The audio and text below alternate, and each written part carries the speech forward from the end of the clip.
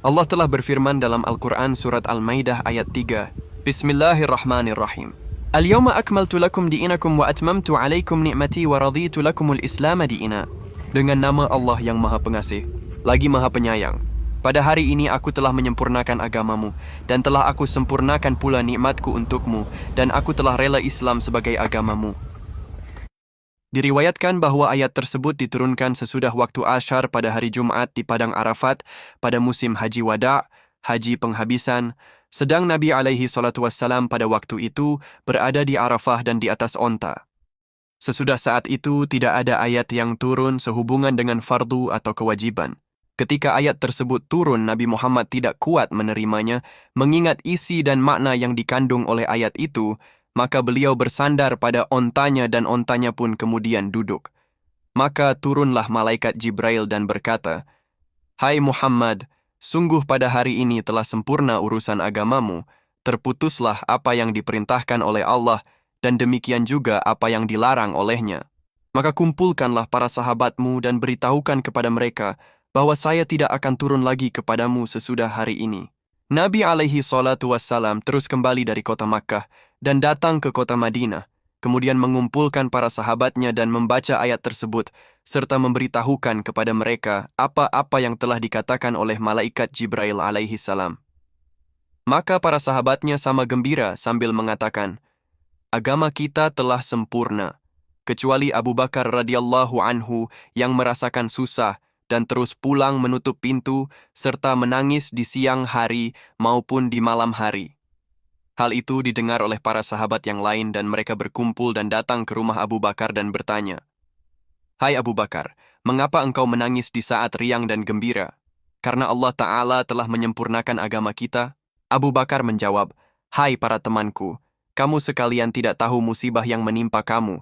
Tidakkah kamu sekalian mendengar bahwa suatu perkara itu bila telah sempurna menjadi tampaklah kekurangannya, dan ayat ini juga menunjukkan perpisahan kita dengan Nabi SAW. Keadaan Hasan dan Husain menjadi yatim keduanya, para istri Nabi SWT menjadi janda semuanya. Maka terjadilah jeritan-jeritan, teriakan-teriakan di antara para sahabat, dan semuanya menangis. Selain mereka itu ada pula sahabat yang mendengar tangisan itu terdengar di kamar rumah Abu Bakar, dan mereka segera datang menghadap kepada Nabi SAW seraya berkata, "Wahai Rasulullah, kami tidak tahu, mengapa kami mendengar kawan-kawan sama menangis dan menjerit di kediaman Abu Bakar." Maka berubahlah roman muka Nabi SAW, serta merta berdiri dan cepat-cepat pergi kepada para sahabat di kediaman Abu Bakar, dan beliau mendapatkan mereka betul-betul sama menangis dan menjerit-jerit. Kemudian beliau bertanya kepada mereka, "Apakah yang menyebabkan kamu sekalian menangis?" Sahabat Ali menjawab, "Abu Bakar mengatakan, saya telah mengetahui dari ayat ini akan tanda-tanda kematian Rasulullah. Apakah ayat ini menunjukkan akan wafat engkau?" Nabi SAW bersabda, "Apa yang dikatakan oleh Abu Bakar itu benar, dan sungguh telah dekat waktuku meninggalkan kamu sekalian, dan telah sampai pula waktu perpisahanku dengan kamu sekalian." Kejadian itu menunjukkan bahwa Abu Bakar adalah di antara sahabat yang lebih tahu. Ketika Abu Bakar mendengar yang demikian itu, dia menjerit dengan jeritan yang keras sekali serta tersungkur karena pingsan. Sedang Ali badannya gemetar, dan para sahabat pun sama ribut sibuk merasa ketakutan semuanya. Dan semuanya menangis keras sekali, sehingga turut menangis pula gunung-gunung, batu-batu, dan semua malaikat yang berada di langit, dan semua binatang baik yang di darat maupun di laut.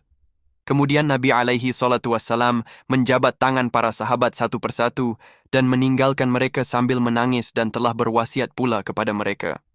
Diriwayatkan dari Ibnu Abbas radhiyallahu anhu bahwa Nabi SAW ketika sudah dekat ajalnya, beliau menyuruh Bilal agar adzan mengundang orang-orang untuk mengerjakan salat. Maka berkumpullah para muhajirin dan Ansyar ke Masjid Nabawi. Kemudian beliau mengerjakan salat 2 rakaat dengan ringan bersama-sama dengan mereka.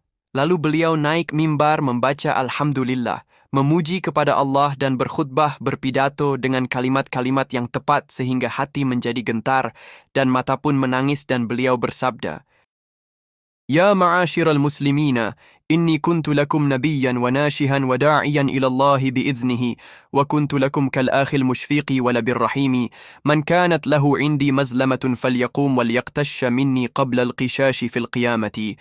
Hai kaum muslimin, sesungguhnya saya bagi kamu sekalian itu sebagai nabi dan penasihat serta sebagai orang yang mengajak-ajak kepada jalan Allah dengan izinnya.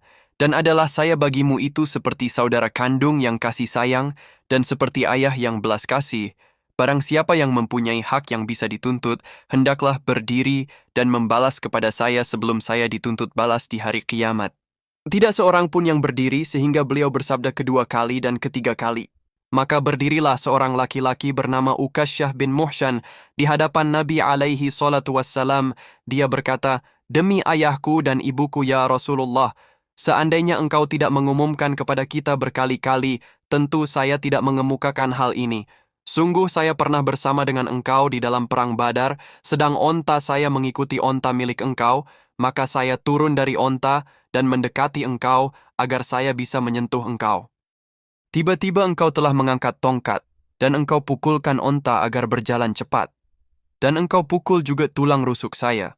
Maka saya tidak tahu apakah Rasulullah bersengaja, ataukah hendak memukul onta engkau sendiri."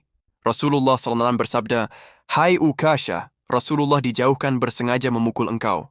Selanjutnya Nabi alaihi salatu wassalam bersabda kepada Bilal, "Hai Bilal, pergilah engkau ke rumah Fathimah dan ambilkan tongkat saya." Bilal pun keluar dari Masjid Nabawi sambil meletakkan tangannya di atas kepala dan berkata sendiri, "Inilah Rasulullah yang telah menyediakan dirinya untuk diqishash, dibalas." Setibanya Bilal di rumah Fathimah, dia mengetuk pintu. Sahut Fathimah, "Siapa itu di pintu?" Kata Bilal, Saya datang kemari untuk mengambil tongkat Rasulullah." Kata Fatimah, "Hai Bilal, untuk apa ayah memerlukan tongkat?" Kata Bilal, "Hai Fatimah, sesungguhnya ayahmu Rasulullah telah menyediakan diri untuk diqishash, dibalas." Kata Fatimah, "Hai Bilal, siapakah orangnya yang sampai hati akan mengqishash Rasulullah?" Kemudian Bilal mengambil tongkat dan terus pergi masuk masjid, serta menyerahkan tongkat kepada Rasulullah, dan Rasulullah menyerahkan tongkat itu kepada Ukasyah. Melihat yang demikian itu, maka Abu Bakar dan Umar berdiri seraya berkata, "Hai Ukasyah, kami berdua berada di hadapanmu, maka qishashlah kami, dan jangan kamu mengqishash Rasulullah." Rasulullah menegur keduanya, "Hai Abu Bakar dan Umar, duduklah engkau keduanya. Sungguh Allah Ta'ala telah mengetahui tempatmu berdua." Maka Ali pun berdiri seraya berkata, "Hai Ukasyah, saya di dalam hidup ini selalu di samping Rasulullah. Maka tidak sampai hati saya melihat engkau mengqishash Rasulullah. Dan inilah punggungku dan perutku.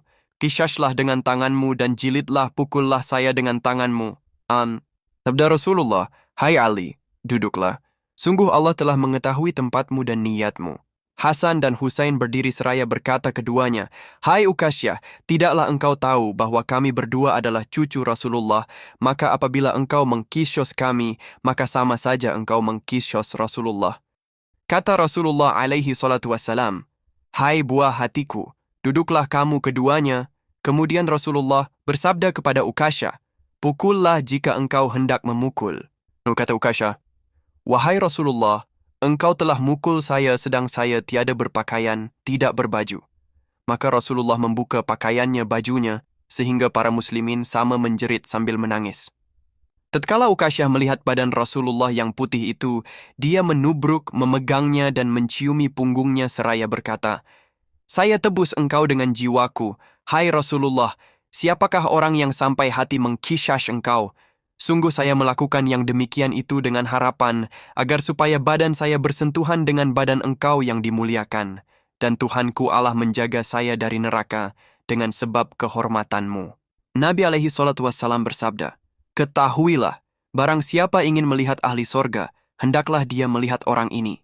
Maka berdirilah kaum muslimin dan menciumi di antara kedua matanya Ukasyah sambil berkata, "Keuntungan besar bagimu, engkau telah memperoleh derajat yang tinggi dan berteman dengan Rasulullah di dalam sorga. Allahumma yassir lana syafa'atahu bi'izzatika wa jalalika." Ya Allah, mudahkanlah bagi kami sekalian akan memperoleh syafaatnya, Nabi alaihi salatu wassalam, dengan kemuliaan dan keagungan engkau.